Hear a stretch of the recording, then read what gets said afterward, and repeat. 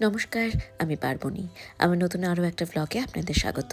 সেদিনের সকালটা শুরু হয়েছিল নিজেদের গাছের ডাবের জল আর শ্বাস খেয়ে। আহা, কি যে মিষ্টি, কি বলবো আপনাদের। তারপর টিফিনে খেয়ে নিলাম রুটি, ঢেঁড়স ভাজা আর মাছ ভাজা।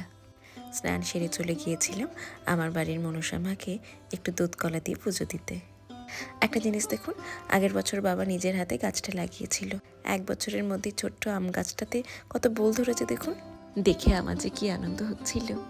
তারপর সন্ধ্যাবেলায় আমি, মা, বাবা 3 জনে চলে গিয়েছিলাম একটা বিয়েবাড়ির অনুষ্ঠানে। এই যে ইনি হলেন আজকের ব্রাইড। ছোট্টবেলার আমার পাড়ার বন্ধু, একসাথে বেড়ে ওঠা, একসাথে স্কুলে যাওয়া, কলেজে যাওয়া, কত স্মৃতি। আর ইনি হলেন কনের মা। বাবা গিয়েছে বলে উনি প্রচণ্ড খুশি হয়েছেন। এই অনুষ্ঠানটাতে গিয়ে না অনেক পুরনো মানুষদের সাথে দেখা। ইনি হলেন আমার এক মিষ্টি কাকিমা, খুব ভালোবাসে আমায়। আর মাও তো সবাইকে দেখে গপ্পের হাঁড়ি খুলে বসেছে। আবার এইদিকে গিয়ে দেখি বিয়ে তোড়জোড় শুরু হয়ে গেছে। এই বরমশাইও কিন্তু আমার কলেজের বন্ধু। আসলে এনাদের দুজনের কিন্তু অনেক দিনের পরিচয়। প্রেম জিনিসটা কি মিষ্টি, তাই না? একটা জিনিস ভাবুন, বিয়ের দিন সবার মধ্যে কত আনন্দ, মজা, কত এক্সাইটমেন্ট, অথচ পরের দিন দেখুন মেয়েটাকে সমস্ত সম্পর্ক ছিন্ন করে আবার নতুন জায়গায় গিয়ে নতুন করে সমস্ত কিছু শুরু করতে হয়। কি অদ্ভুত, তাই না? আর এটা কিন্তু যুগ যুগান্তর ধরে হয়ে আসছে। যাই হোক, এনার সাথে পরিচয় করিয়ে দিই। ইনি কিন্তু আমার আর এক কাকিমা, আমার নিজের কাকিমাদের থেকে কোনো অংশে কম নয়। সেই ছোট্টবেলা থেকে কাকিমা আমাকে খুব ভালোবাসেন। আর এই যে সেদিন গিয়ে তো ওই হ্যান্ডসাম ছেলেটির সাথে আমার পরিচয় হয়েছিল। ভীষণ শান্তশিষ্ট, লেজ বিশিষ্ট একজন ভদ্রলোক। আর ওনার মা হলো আমার ছোটবেলার বান্ধবী।